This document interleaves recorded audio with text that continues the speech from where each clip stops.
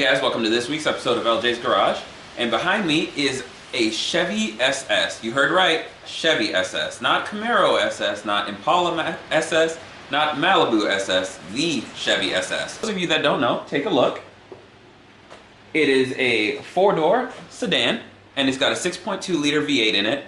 Believe it or not, 6.2 liter V8, 415 horsepower, and it's a badass ride. So stay tuned, we're going to talk about it. I'm going to tell you a little bit of things that I love, and maybe some things I might not like too much, and pretty much just give you guys a little insight on this badass daily car right here. So after taking this thing on some windy roads, I gotta say it handles like a champ. So it's a pretty heavy and tight steering, but it's responsive and it's agile and it's nimble. So this car actually feels really light on its feet for being a four-door full-size sedan. This actually has magnetic ride suspension, and so it's super adjustable and super responsive. And so whenever you switch it into performance mode, the suspension tightens, the steering tightens, everything just it just becomes stiff. And so when you put it in like comfort mode or regular sport mode, it loosens up a little bit, but still nice and precise. And it's just really comfortable. So you can actually cruise around in this car without any problems. You don't really need to go fast, but when you do, you can go real fast. The one thing that I've come to notice though is just driving it for about 10-15 minutes or so, the lane departure system works spot on. So the minute that your car veers even just an inch over the white line or the yellow line, it'll beep and it'll get you back on track, and it's just a real handy feature and something that I thought was just like, oh, whatever, you don't really need that. It gets annoying if you're someone that has a hard time staying in your lane, but otherwise everyone else, it'll only come in handy if you're tired or, other than that, it's a pretty solid feature.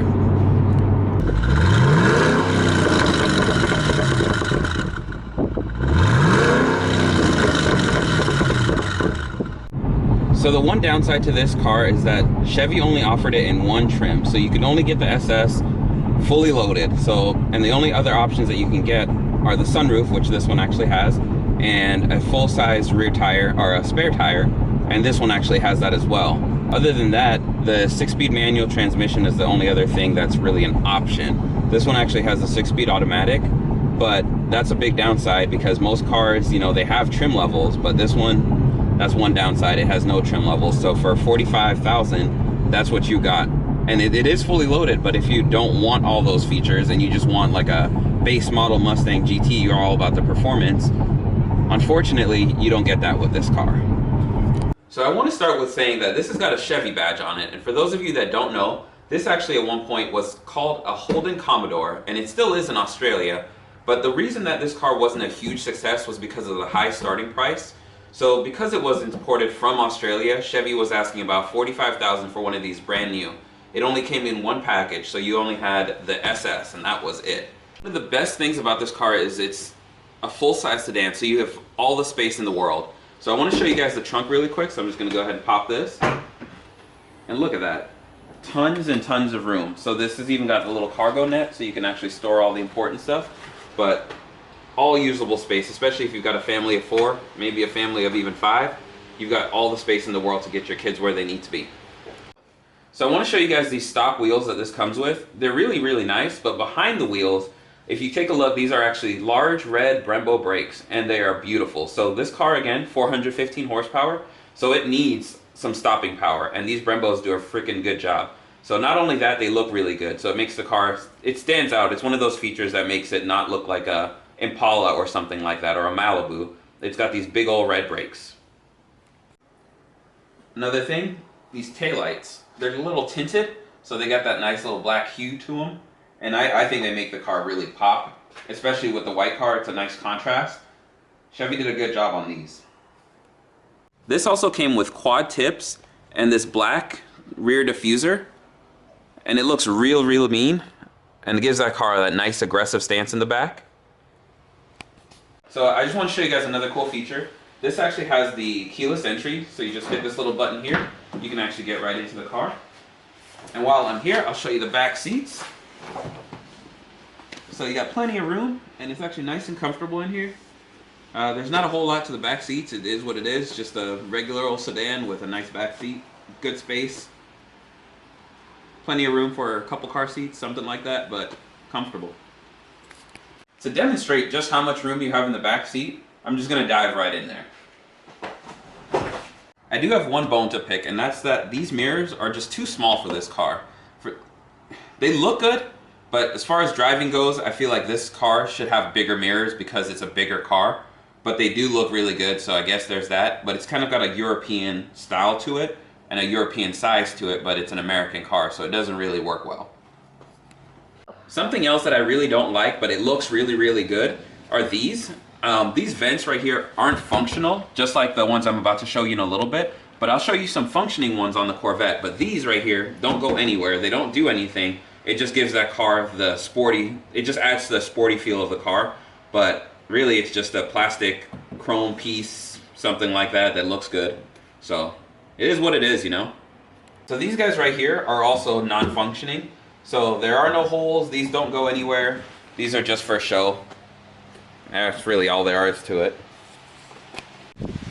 So these are what functioning air ducts look like.